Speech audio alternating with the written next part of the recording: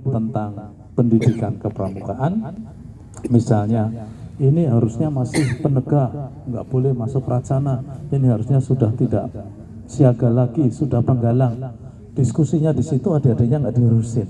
Padahal kita ada untuk itu, ya. Ini sering saya dengar, dan kita mudah-mudahan para Kapusdik Lamcap orientasinya sama. Kita ada untuk peserta didik, bukan kita ada untuk mendiskusikan orang-orang dewasa. Perkenalkan, nama saya S. Budi Prayitno. S-nya sering disingkat karena itu nama yang hari ini sudah nggak ada, yaitu Slamet gitu ya. Dari lahir sekarang sudah nggak ada. Slamet Budi Prayitno. Nama lengkapnya Profesor Dr. Insinyur MSc. Jadi gelarnya cukup, kalau mau ditambah lagi BSc, tapi ya itu BSc sudah enggak. Artinya saya lulus SMA, sarjana muda, sarjana, pasca sarjana, dan pendidikan saya di Inggris. Alhamdulillah sejak 8 tahun sampai hari ini saya mendapat kesempatan untuk bisa menjadi pramuka. Tidak pernah putus. Saya 7 tahun di Inggris dengan menggunakan seragam pramuka yang non merah putih. Jadi saya jadi pembina di perguruan tinggi di mana saya sekolah. Oleh karena itu saya bisa memperbedakan dan memperbandingkan yang tidak perlu dipertengkarkan gitu ya. Dan saya tidak pernah menyampaikan ceramah kecuali ditanya. Karena nanti memperbandingkan menjadi dikira tidak cinta tanah air.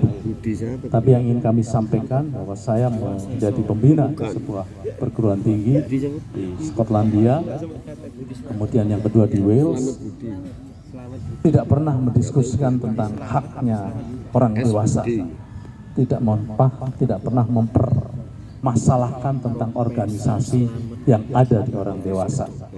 Yang ada adalah bagaimana kita memberikan layanan kepada peserta didik. Ya, nanti mudah-mudahan bisa kakak evaluasi sendiri yang sering kita lakukan justru diskusi orang dewasa dengan orang dewasa, peserta didiknya lupa. Kemudian yang kedua, sangat dibedakan antara knowledge and movement. Kakak-kakak di Pusdikatna harus bisa membedakan dan bisa menjelaskan kepada organisasi dan gerakan. Pramuka sebagai organisasi dan pramuka sebagai gerakan. Karena kami di perguruan tinggi dan tidak ikut merumuskan apa yang terjadi, tetapi harus kita bisa jelaskan. Pendidikan kepramukaan menjadi mata kuliah adalah shifting from movement to knowledge. Itu yang harus kita ketahui dan tidak banyak dibicarakan di dalam berbagai forum. Kalau saya sekarang cerita karena saya diminta untuk sharing, tapi saya tidak akan pernah mempertentangkan. Banyak pembina, banyak pimpinan organisasi pramuka kemudian yang bermasalahkan, Kak, begitu jadi mata kuliah SKS-nya 0, padahal itu mata kuliah wajib. Habis itu setelah ikut mata kuliah diikut KMD. Apa yang mereka dapat adalah knowledge. Kakak belajar tentang matematika boleh, bahasa Indonesia boleh, bahasa Inggris apa saja. Kakak pasti akan mendapatkan nilai A hanya dalam waktu 3 hari belajar. Betul nggak, Kak?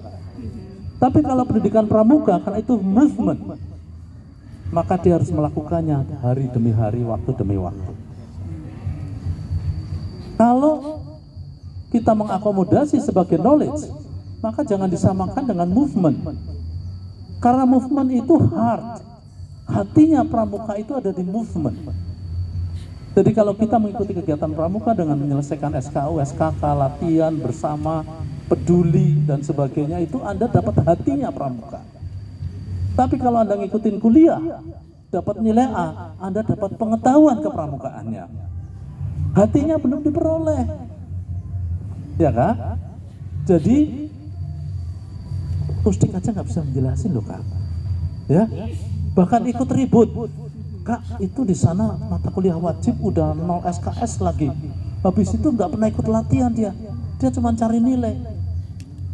Kalau kakak nggak bisa bedakan apa yang sedang mereka lakukan dan kurikulum yang dijalankan, ya memang kita susah. Tapi apa yang mesti kita lakukan? Ya knowledge and movement-nya harus dapat dua-duanya.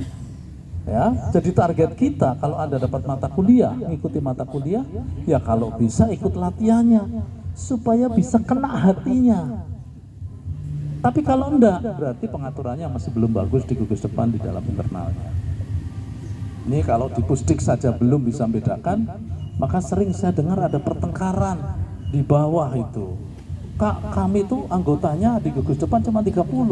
Padahal ada 800 orang yang ikut pramuka, pakai seragam pramuka, ikut mata kuliah. Mereka dapat KMD. Kita Kak, udah latihan gak bisa dapat KMD di perguruan tinggi yang sama. Iya kan? Dibenturkan. Padahal kalau kita lihat yang satu lewat jalan tol, yang satu lewat jalan biasa. Hanya bisa disatukan kalau dua-duanya memang jadikan satu. Nah ini kakak harus bisa mewarnai diskusi di cabang, diskusi di daerah, bagaimana gugus depan itu kemudian mendesain dengan kearifan lokalnya, mereka yang ambil mata kuliah ya ikut pendidikannya as a movement, ya, bukan as a knowledge, bukan sebagai tambahan pengetahuan, biar dia punya bekal tentang kepramukaan. Kalau bekal tentang kepramukaan kemudian ditutup dengan KMD, itu knowledge and knowledge, karena dia tidak ngikutin proses dengan baik, ya. Itu menceng dikit biar kelihatannya materinya sudah masuk padahal masih perkenalan gitu ya. Saya lahir di Purwokerto tanggal 28 Juni tahun 1955. Baru saja selesai di usia 68 tahun. Insya Allah 2 tahun lagi saya pensiun dari Undip. Saya di Fakultas Perikanan dan Kelautan Undip, ya. Kakak selalu kapusdik harus bisa meyakinkan peserta didik.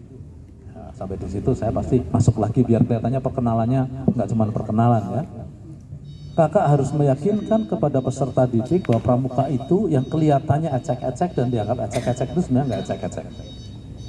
Jika mereka mengikuti proses movementnya dengan baik, as a movement, ya, sebagai sebuah gerakan, bukan sebagai sebuah pengetahuan.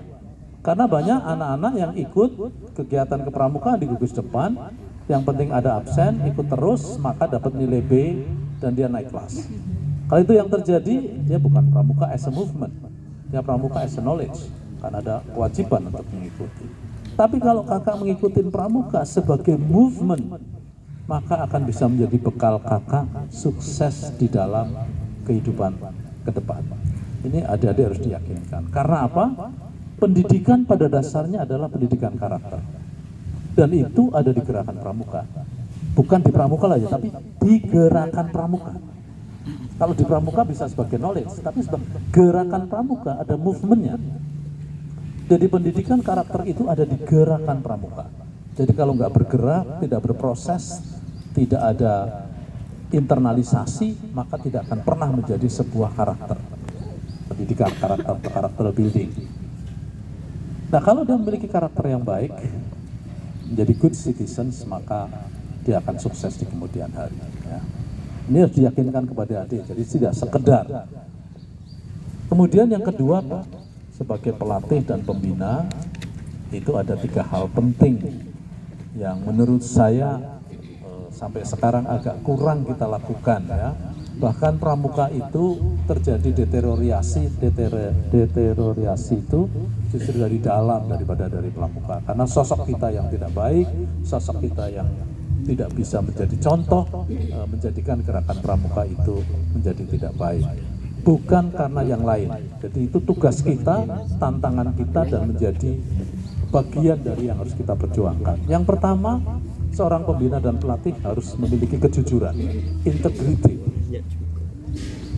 Saya merasakan bahwa banyak yang tidak memiliki integritas baik. Tidak memiliki integritas yang baik. Dan itu bisa kita lihat dari bagaimana kita memperlakukan diri sendiri dan memperlakukan orang lain. Itu yang paling dasar adalah memperlakukan diri sendiri dan memperlakukan orang lain. Di gerakan pramuka harus bisa menyebarkan ini dengan baik, ya. Kita bisa melihat, kakak pasti sangat mengalami dan bisa mengalami karena sudah tua seperti saya. Pada waktu kita menyelenggarakan apa saja, masukan seseorang kepada orang lain itu sangat ideal dan bagus kalau itu beban kepada orang lain. Tapi begitu masuk pada beban sendiri, apa yang disampaikan nggak dilakukan, kan? Kalau saya datang ke Kuarnas, harus misalnya, ya, contohnya harus dijamu, harus ditemui, harus diperlakukan dengan baik, karena kakak menuntut orang lain. Tapi begitu kita ke situ, ke tempat kakak misalnya, apakah standar itu dilakukan? Belum tentu, dan bahkan jarang yang tidak. Itu saya selalu menyampaikan kepada para pembina dan pelatih di tempat kami. Saya seorang pembina di gugus depan di Racana Diponegoro. Dan kalau ada yang dari Jawa Tengah mungkin bisa paham, sejak saya jadi ketua Portir daerah, nggak ada lagi cerita andalan daerah harus punya gugus depan. Harus. Nggak ada pengurus nggak punya gugus depan. Dia ngurusin orang, dia sendiri nggak punya yang diurus. Jadi dia ngomong aja. Nah, saya sebenarnya punya idealisme karena ini movement, sehingga siapapun yang ngatur dia juga punya rohnya, dia miliki roh. Ya, bahkan yang lebih parah lagi itu ada yang Kapusdik itu ditunjuk oleh pimpinan daerah, buru-buru punya gugus depan. Pengalaman aja nggak cukup ya, belum KPL, ada yang KPD kan, ya belum KPL. Jadi hatinya pramuka itu belum dia dapat, sehingga susah kita bisa memberi contoh yang baik. Nah, ini saya sangat berharap kakak juga bisa. Yang pertama adalah integrity, kejujuran. Yang kedua, talk to walk. Talk to walk itu talk itu bicara, walk itu kerja, jalan. Jadi bicara sambil jalan, ya enggak lah. Bahasa Indonesianya itu dia tahu tentang kebenaran. Jadi seorang pembina dan pelatih itu punya integritas, ada kejujuran, dia tahu mana yang benar. Kemudian walk to talk, mengerjakan yang benar tersebut. Kenapa kemudian jadi pembina dan pelatih itu menjadi berat? Karena ada 3 kriteria dasar. Mohon maaf kalau misalnya ini belum. Ini saya di luar negeri itu kayak gitu Kak. Begitu kita menjadi pembina, kita itu sumpahnya selain Trisatya, apakah Anda bisa jujur? Apakah Anda tahu yang benar? Apakah Anda bisa melakukan yang benar? Hanya 3 itu. Karena apa? Apapun yang kita lakukan itu dilihat dengan harapan dicontoh oleh peserta didik. Jadi kalau komitmen itu tidak ada, gak bisa masuk jadi pembina dan pelatih. Karena itu syarat dasarnya. Pertanyaannya, apakah itu pernah kita lakukan? Hampir gak ada kan? Ya pokoknya begitu kursus selesai, lulus selesai. Adakah sebuah janji saya akan menjadi orang yang jujur, sejujur-jujurnya yang dapat saya lakukan, saya akan mengetahui yang benar dan yang salah, dan akan melakukan yang benar di depan peserta didik. Karena kami adalah teladan bagi mereka. Itu saya bina di kayak gitu kan. Sehingga apa? Tidak ada seorang pelatih dengan KPL yang lulus 30 tahun yang lalu itu, ya, ada acara pembukaan, misalnya KPN gitu ya, pembina upacara terlambat 1 jam, peserta itu suruh nyanyi terus sampai semaput, sampai pingsan. Nggak pernah ada berita, mohon maaf kakak-kakak, terpaksa terlambat 15 menit karena pembina upacara masih dalam perjalanan dan macet. Itu kejujuran, itu contoh. Tapi begitu balik kanan Pak, seorang udah kan 2 jam tak ajak nyanyi, dia nggak terasa loh kalau sebenarnya sedang kita bohongin. Coba, itu memberi contoh yang tidak baik. Itu basis. Ya, saya 7 tahun dididik menjadi pembina. Pasti berkata, jangan kasih contoh, jangan demonstrasikan hal-hal yang tidak baik di depan peserta didik. Kakak pelatih loh Pak, ya, dan pelatihnya itu KPL. Saya pelatih tapi bukan KPL. Saya ikutnya sih di Korea ya, CLT. Cuman habis itu tidak melakukan naratamanya, jadi ya nggak jadilah karya naratama. Jadi saya baru mendapatkan KPD, pengakuannya, KPL-nya tidak saya lakukan. Meskipun saya ikut KPL, begitu pulang kan masih harus membuat karya untuk bisa dapat pengakuan. Saya tidak lakukan. Waktu itu kenapa? Nanti saya jadi pelatih dong. Saya lebih baik jadi penceramah aja lah, jangan jadi pelatih. Ya. Jadi kakak, itulah yang kita sharing pengalaman. Saya selalu lakukan itu. Oleh karena itu, mungkin kalau kakak pernah kenal saya dari dulu sampai sekarang yang kayak gini, ya. Jadi kita berusaha. Nah, kejujuran itu kadang memberikan dampak negatif kepada kita. Pahit. Tetapi itu jauh lebih baik karena kita bisa menghasilkan generasi yang lebih baik. Ya. Itulah tantangan gerakan pramuka ya. Jadi kita akomodasi dan kemudian kita coba perbaiki pelan-pelan yang benar kayak apa, yang salah. Kemudian kalau ada modifikasi, ada local wisdom, ada variasi, ada inovasi, sepanjang tidak melanggar dan ada aturan yang bagus, maka bisa kita lakukan ya. Saya senang itu kalau di daerah itu gubernur datangnya terlambat tuh, adik-adik peserta upacara dibuat macam-macam oleh kakak-kakak tanpa memberitahu bahwa itu terlambat gitu ya. Menurut saya ya harus sampaikan Kak, karena waktunya terlambat. Gimana kalau 20 menit ini kita pakai buat nyanyi, buat apa, atau duduk. Itu fair, ngajarin mereka juga selalu update dengan keadaan, menyampaikan apa adanya, dan mendiskusikan jalan keluarnya. Ya. Itu, jadi saya pernah mulai dari PP Andalan, Hiat Ops tahun 80 di Jawa Tengah, kemudian akhirnya jadi PP jadi Andalan Hiat Ops di Kuarda Jawa Tengah, kemudian Wakakwarda bidang Bina Muda 2 periode, Ketua Kuarda Jawa Tengah 2 periode, kemudian masuk di Wakakwarnas bidang Bina Muda 2 periode, periodenya Kak Adiaksa, dan sekarang masuk periodenya Kak Budi Waseso. Ya, pasti kakak melihat bahwa dua kepengurusan ini ada konflik kan? Ya, saya juga bagian dari konflik. Ya, nah, pasti kakak tahu bahwa kita harus jujur. Karena saya ketua Kuarnasnya Kak Adiaksa, maka saya akan tegak lurus kepada Kak Adiaksa. Tetapi sebagai orang pramuka, gerakannya nggak boleh. Itu kan organisasinya kan? Ya, organisasi dan gerakan itu harus dibedakan. Gerakan pramukanya sebagai seorang pramuka, saya adalah anggota scout yang tetap tunduk kepada dan loyal kepada kepramukaannya. Nah, sehingga pada waktu terjadi kepengurusan, karena saya masuk di pengurus lama, maka saya termasuk yang tidak masuk di dalam kepengurusan. Begitu cari orang Bina Muda siapa ya, masuk lagi, ya kan? Artinya apa? Sejelek apapun pengelolaan organisasi, kalau kita bisa menjadi mutiara di dalam pasir yang ada, maka sejelek apapun pasir itu, maka mutiara tidak akan pernah berubah. Jadi saya sangat berharap, bolehlah ada apapun, tapi kakak sebagai anggota pramuka memegang teguh satya dan dharma.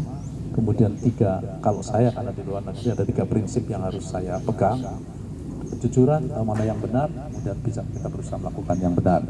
Pasti yang salah akan minggir dengan sendirinya dan mutiara itu akan muncul. Ya.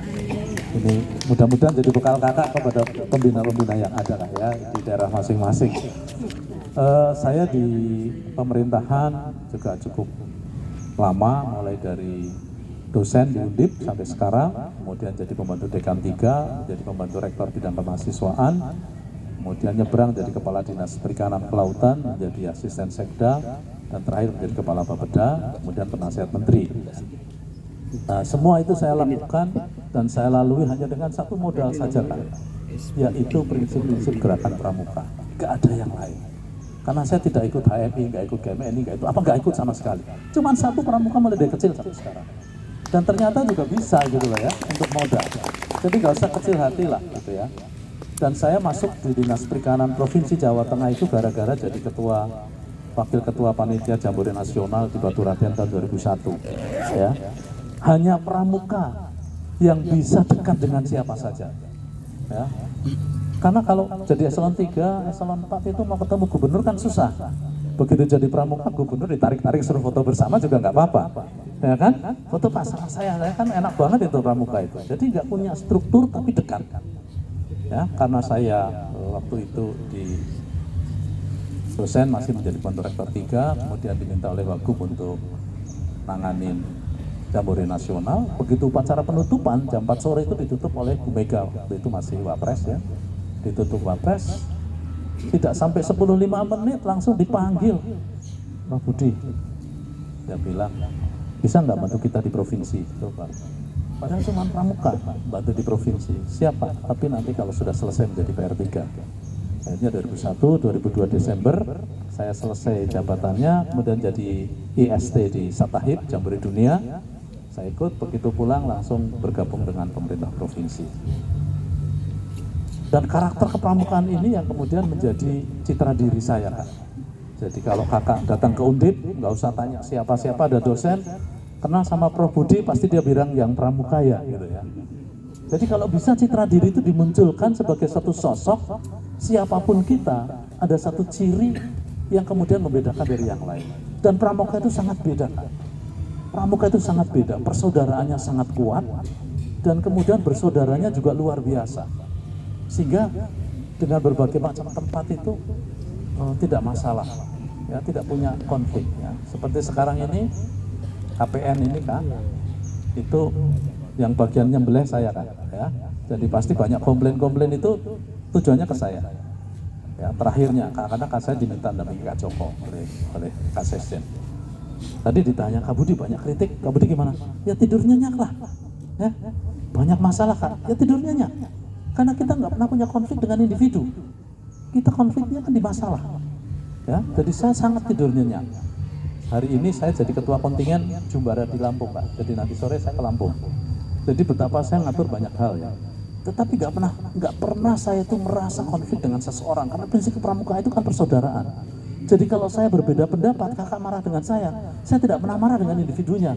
Pasti ada masalah yang bikin kakak marah. Pertanyaan saya, bisa nggak diselesaikan persoalannya? Dimusyawarahkan, diselesaikan. Begitu masalahnya selesai, ya saya selesai. Begitu masalahnya nggak selesai, saya nggak ada masalah dengan kakak. Masalahnya soalnya yang belum selesai, tapi dengan kakak nggak ada masalah kok, ya kan? Pertanyaan saya sama, saya ada di sini ngapain? Saya kan tadi juga gitu, Kak Budi, ada masalah nggak? Kakak dikritik habis-habisan? Nggak ada. Saya nggak pernah ada di KPN karena saya bidang muda. Nggak pernah saya ada di KPN ini sebagai wakil ketua kalau tidak ditugaskan. Nah tugas saya itu saya jalankan, ada konflik ya karena ada masalah. Ada yang saya selesaikan, alhamdulillah, yang belum ya memang tidak bisa diselesaikan. Tapi dengan kakak nggak ada masalah Kak. Karena kakak juga sedang bertugas, saya juga sedang bertugas. Begitu kita balik kanan kan, masalahnya ada di situ. Kita udah selesai. Ngapain kita bawa-bawa? Ya, itu kan cara melihat saya persoalan ya. Jadi kita harus bisa mendidik adik-adik ya, khususnya kepada mahasiswa itu, karena saya di pembina di Rancana, saya selalu mengatakan, Dek, jangan salah melihat persoalan. Karena kita bersahabat, dia didolimin sama pacarnya, udah nanti tak hadapin. Kan persoalannya berpindah dari dia ke kita. Kok bodoh banget gitu. Ya harusnya ikut menyelesaikan, tapi persoalannya di sana terus, dengan kita ambil alih. Kenapa? Aduh, dia punya pacar lagi, aku nggak terima. Oke, tak fasilitasi ya biar ketemu. Persoalannya di situ terus Kak. Jangan udah nanti tak pukulin dia ya. Begitu dipukul ya masuk penjara kita, pindah masalah ya. Nah, di dalam melihat dan mencoba menyelesaikan persoalan ini di gerakan pramuka juga perlu diintrodusirkan supaya tidak ada sakit hati dan kemudian kita kehilangan saudara. Bahkan kadang-kadang persoalannya itu Kak udah selesai Kak, ya. Kemudian yang punya persoalan tidurnya nyenyak, kita yang ikut mendiskusikan masih berkonflik. Itu kan bodoh banget gitu ya.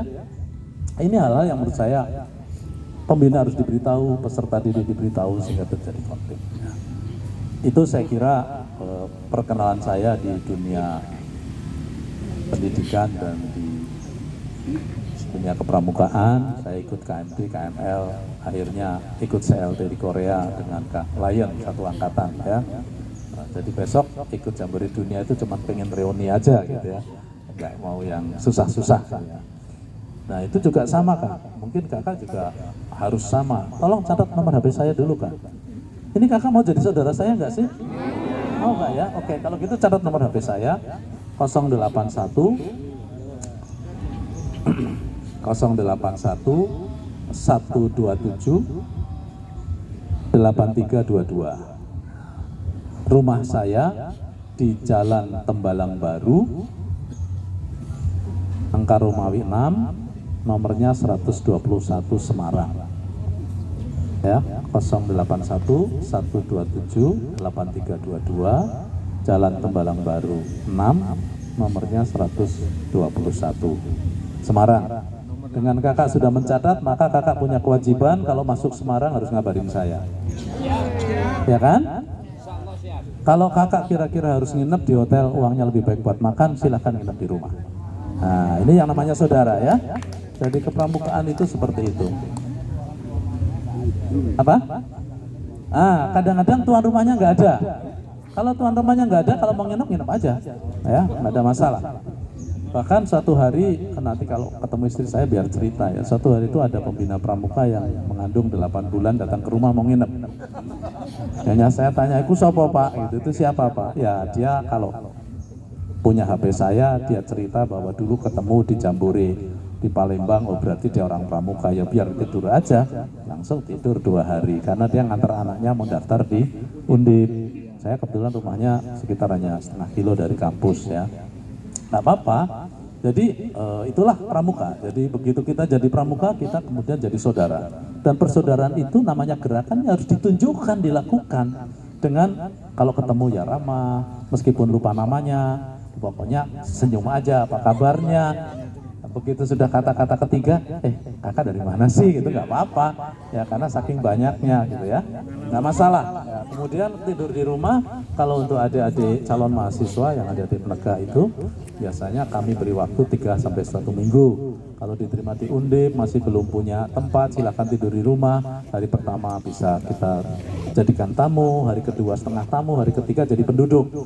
Jadi ya silahkan makan bersama seadanya, karena saya di rumah itu cuma ada dompet uang sama rice cooker. Jadi siapapun yang ada di rumah di situ, kalau udah hari ketiga plus, ya kalau mau jajan ya tinggal buka dompet, keluar beli jajan. Kalau beli lauk ya buat nasi, karena saya hanya berdua sama nyonya. Ya, saya punya 2 anak, laki-laki semua. Alhamdulillah karena berkat petunjuk dari Allah, semua kemudahan dari Allah, yang satu dapat pekerjaan cukup lama di luar negeri dan sekarang sedang ditugaskan di Saudi udah 4 tahun. Kemudian yang satu jadi PNS di Kota Semarang, tadinya di provinsi, dia ingin pindah Kota Semarang karena nggak mau dipindah-pindah, dia suka anak gitu ya, lebih baik ngomong anak, jadi dia pindah kota. Nah, sehingga kita tinggal berdua saja, oleh karena itu waktu-waktunya saya pakai untuk memelihara kawan-kawan gitu ya. Ya, dan saya lebih dari 30 anak asuh yang sudah pada kita. Jadi dulu itu kalau ada mahasiswa yang nggak mampu, kita tampung di rumah sampai selesai. Kemudian rektor bilang, wah Pak Budi luar biasa, selalu punya anak asuh. Pasti dia bukan pramuka. Kalau pramuka nggak punya asuh, punyanya tuh saudara. Ada saudara datang, dia jadi anggota keluarga. Mas, daripada Anda kos 600 sampai 800 ribu, jadi anggota saya. Tak kasih uang, tapi kerjanya 1 nyapu, ya kan? 2 nyuci mobil. Jadi saya nggak pernah punya pembantu. Dia kita pembantukan, berempat kita bagi. Pramuka kan sering korve kak ya? Kita korvekan bagi siapa dan sebagainya. Akhirnya lulus. Begitu lulus, punya kerjaan nggak punya kerjaan, kita kasih pekerjaan. Jadi saya punya BMT atau NISA, sekarang punya 20 cabang kecil. Mereka yang susah berkompetisi, kan tidak semua pandai, pakai uang zakat yang kita miliki, kita kasih modal 150 juta, dia buka BMT di satu desa. Saya kasih 1 komputer untuk pembukuan, 2 orang, 1 manajer, 1 bendahara, dan juga yang nyari customer. Uang 150 itu dia silahkan tentukan mau dapat gaji berapa, terserah. Nanti kalau sudah 1 tahun kita evaluasi, kalau dia berkembang 150 juta harus dikembalikan. Sehingga setelah 3-4 tahun maka BMT itu jadi milik dia. Itu sudah ada 20 tempat. Cara kita untuk membesarkan adik-adik pramuka yang kepingin mandiri. Nah, jadi sudah cukuplah untuk, ya kan makin tua makin nggak banyak makan ya. Jadi kerjaannya cuma jalan-jalan sama olahraga, karena itu yang bikin kita sehat. Nah, saya sangat berharap kakak juga memotivasinya. Jadi seorang pembina, pelatih itu memberikan motivasi bahwa seorang pramuka itu tidak pernah sendiri dan tidak akan pernah sendiri selama dia betul-betul pramuka. Tapi dia akan menjadi sendiri kalau dia betul-betul tidak menjauhi pramuka. Ini yang tadi saya ceritakan sukses ya. Yang gagal ya banyak kan. Adik-adik pramuka datang minta pinjaman uang untuk menyelesaikan skripsi. Ada buku segini tebalnya itu. Ya kadang juga nggak kembali, ya hilang gitu aja. Oh, berarti nggak pramuka beneran dia, gitu kan? Kalau yang pramuka beneran, saya punya teman di Bengkulu ya, ada yang dari Bengkulu nggak? Bengkulu. Babel itu apa? Bangka Belitung yang, iya bang, dari Babel ya. Itu tahun 98 dia hampir tidak selesai karena ada krismon. Dia pinjam 750.000 untuk menyelesaikan skripsinya. Kemudian habis itu jadi kepala sekolah SMK di Babel. Malam-malam jam 9 itu bawa dus gitu ke rumah. Dia cerita kalau udah jadi kepala sekolah, dia ingin mengembalikan uangnya dan juga bawa oleh-oleh. Nah itu pramuka beneran kan. Artinya bukan soal uangnya, bukan soal apa, tapi dia selalu mengingat bahwa Ya, pramuka itu mendidiknya begini Kak, kita tidak bisa congkak Kak, selama kita mencoba mencatat dan mengingat jejak yang pernah kita lalui. Ya, pramuka harus mengajarkan itu juga. Jadi kita sampai di sini itu ada jejak yang kita lalui Kak, dan dia akan sangat menjadi manusia yang baik kalau apa yang kita lakukan ini kita selalu mengingat jejak yang kita lalui. Jejak yang kita lalui itu tidak akan pernah sendiri. Pasti ada orang-orang yang pernah mewarnai, membantu, dan menjadikan. Di samping pasti semua karena Allah ya. Nah, supaya kita kemudian menjadi manusia yang baik. Nah, saya selalu kepada mereka yang saya bantu. Anda akan menjadi orang baik kalau Anda selalu mengingat jejak yang pernah Anda lalui. Jejak pertamanya adalah orang tua. Ya kan? Pertama kali yang jejak yang harus Anda ingat adalah bagaimana orang tua bisa menjadikan Anda sampai di titik ini. Titik selanjutnya ada beberapa orang yang mewarnai. Nah itu pada waktu pelantikan adik-adik Pandeka, nakal saya di situ Kak. Sikat betul dalamnya supaya jadi manusia yang benar-benar baik.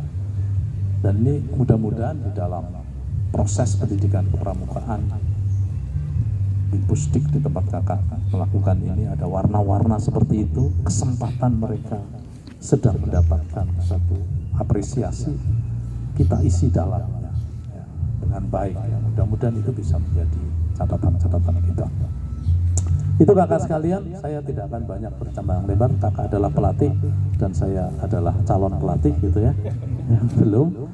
Jadi saya itu ketua Senam Sehat Indonesia Jawa Tengah, Waitan Kung, yang sudah sangat lama, tetapi saya tidak pernah ngambil pelatih. Saya pengen jadi organisator, nanti kalau sudah pensiun baru saya mengambil sertifikat pelatih. Karena pelatih itu punya komitmen, harus punya waktu kan Kak, untuk orang lain. Nah sementara saya mungkin agak susah punya waktu dengan orang lain, jadi saya batasi. Kenapa waktu CLT pulang, Koarcap memberi surat bahwa Kak Budi mau selesaikan itu karya utamanya supaya bisa jadi pelatih di kita. Enggak Kak, daripada nanti saya diundang enggak datang, disuruh nggak bisa, lebih baik nggak dulu aja. Nanti kalau udah pensiun saya insya Allah lah. Saya pensiun 70 tahun, mulai bekerja di Sarjana Muda di usia 23 tahun, sehingga kalau saya 72 tahun lagi, 1 Juli saya pensiun, 65% hidup saya sudah untuk perguruan tinggi yang saya abdi. Jadi saya tidak akan perpanjang lagi meskipun sudah ada permintaan diperpanjang. Supaya ada berhentinya gitu ya. Nah, kemudian mudah-mudahan saya bisa lebih banyak main-main dengan pramuka ya. Itu Kakak sekalian. Kemudian yang terakhir kaitannya dengan tupoksi Kakak di Pusdik Lacap, saya mau dengan sangat agar supaya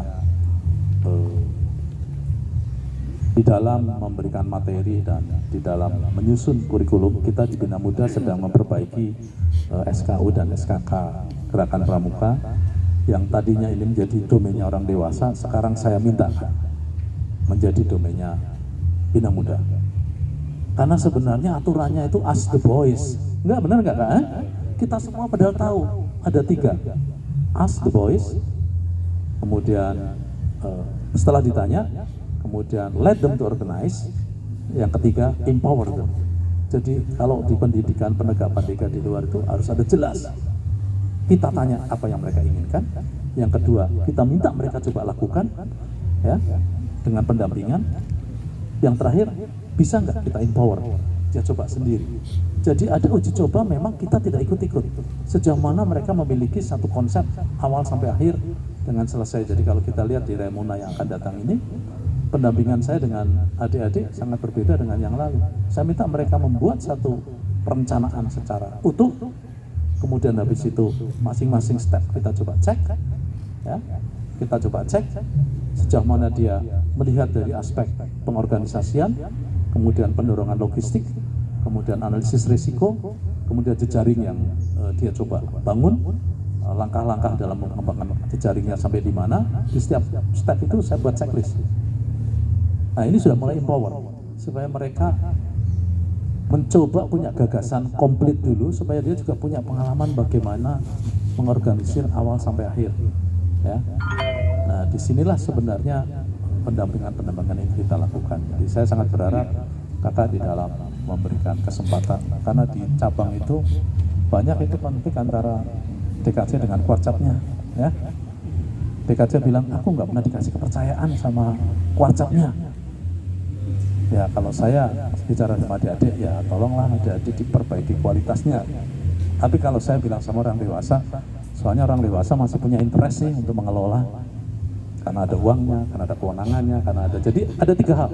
Pasti ada uang di situ, ada kekuasaan dan kewenangan ada di situ. Yang ketiga, ada show off ada di situ. Kalau saya masih ada, maka saya bisa ketemu bupati saya nih, daripada adik-adik gitu ya. Jadi ada 3 interest yang masih kadang dominan. Tapi kalau itu tidak dominan, pasti Anda akan di belakang. Mereka di depan terus ya. Nah ini saya kira pendidikan untuk penegakan pendidikan ini menjadi krusial. Kalau siaga mendalam tidak ada masalah. Kemudian yang kedua, yang terakhir saya minta